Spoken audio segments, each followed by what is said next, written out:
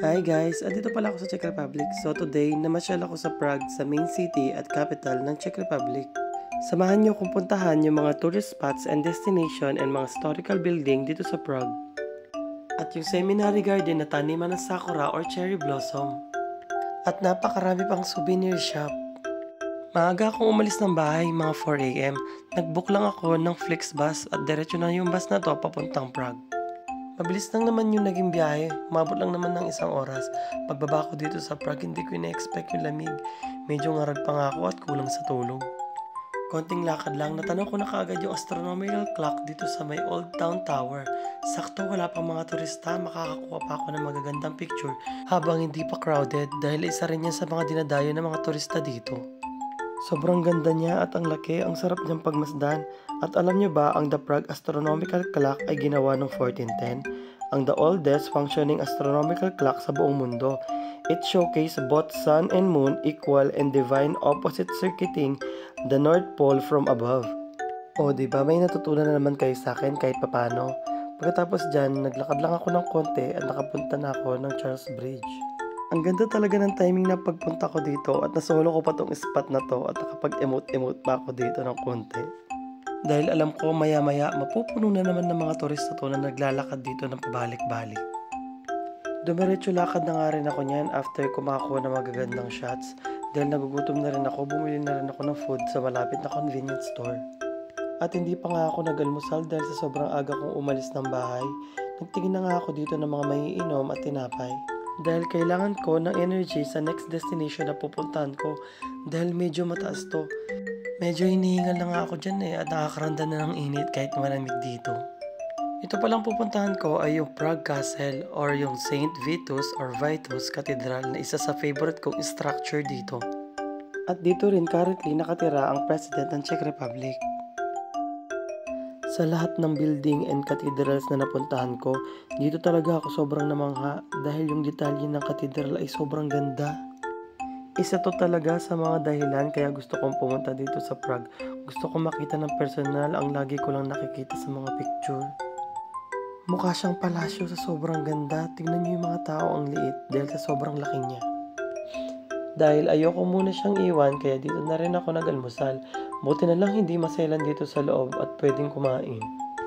After nun, inikot ko muna yung paligid ng katedral dahil alam ko hindi pa pwede magpapasok at wala pang nagbibenta ng ticket. Dahil alas 10 pa mag-uumpisa sila magpapasok. Excited na ako dahil nakita ko sa TikTok na sobrang daming magagandang glasswork sa loob. Sa labas pa lang, sobrang namangha na ako. Grabe, iniisip ko, paano kaya nila ginawa yung katedral na to at ilang taon yung ginugol nila bago matapos to? Nakakapanlaki ng mata talaga siya tignan, para lang siyang yung mga nakikita mong mga palasyo sa mga sci-fi movie. Naglakad na nga ako niyan papunta sa likod dahil gusto ko makita yung kabuuan niya, kung anong itsura niya. Ay naku, excited na ako pumasok. Pati yung bandang likuran niya, sobrang ganda pa rin, sobrang madetalye yung gusaling ito.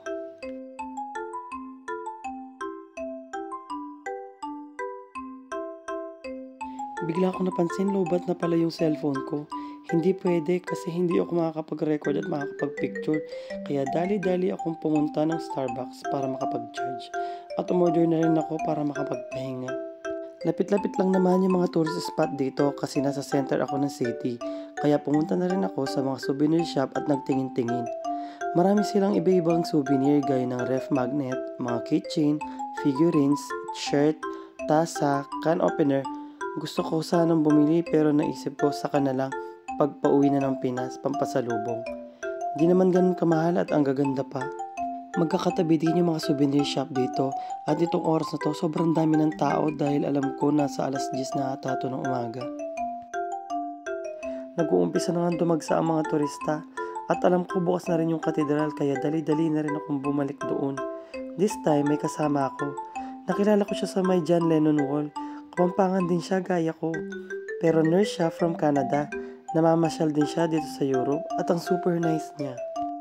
Pagdating nga namin doon, bumili na rin kami kaagad ng ticket at pumila na rin kami papasok. Sobrang gaganda ng mga glasswork nila, lalo na sa personal, ang sarap nilang pagmasdan.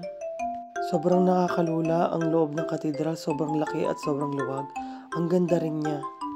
Ang St. Vitus Cathedral ay ang pinakamalaki at ang pinakaimportanteng templo ng Prague dahil aside sa mga religious services, dito rin ang coronation ng mga Czech kings and queens at dito rin nahihimlay ang karamihan ng mga patrons, saints, sovereigns, noblemans, and archbishop ng sinunang panahon. At kung gusto mong malaman yung history ng katedral na to at ng mga nakahimlay dito, pwede kang mag-avail ng audio guide nila at pwedeng ipaliwanag nito ang history sa'yo per section at kung sino man ang nakahimlay para ito sa mga turista na hindi nakakabasa at nakakaintindi ng Czech.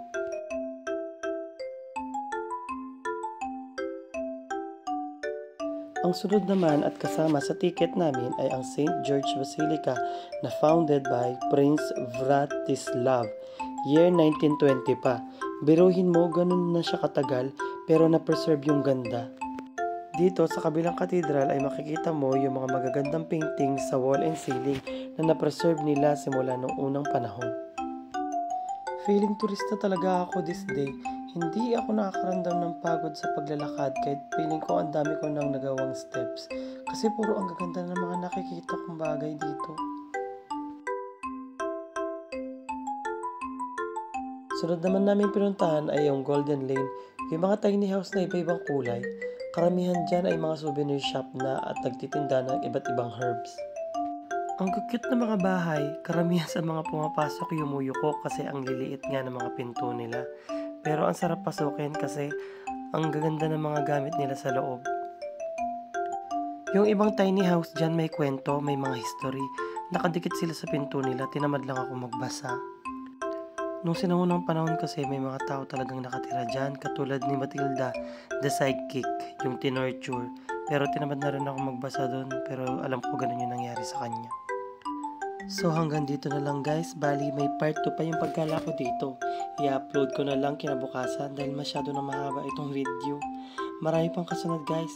Thank you for watching, bye!